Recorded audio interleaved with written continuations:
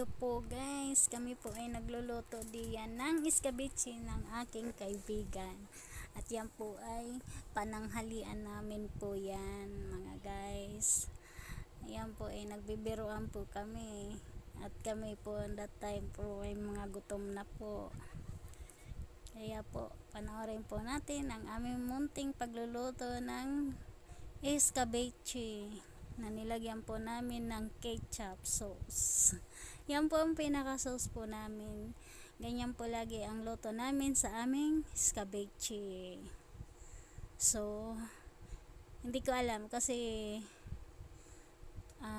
yan po talaga ang luto ng aking kasama. Ganyan, sa kanya din po ako natutong ganyan iskabeche. Kasi ang alam ko lang yung iskabeche, walang ketchup. Wala pong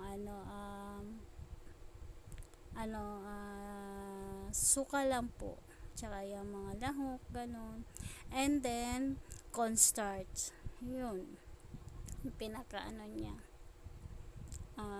Kaya po kami dito sa video namin nagtatawanan po kami kasi para po hindi namin maramdaman yung aming gutom mga guys. Kasi yan talagang minadali na namin at yan na po ay 12:30 na po. Gutom na talaga po kami.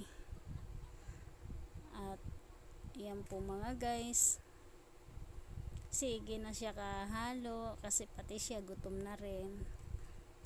Busy po kami talaga masyado sa work, and then kung di namin naramdaman na gutom na kami, hindi pa kami magluluto ng aming food.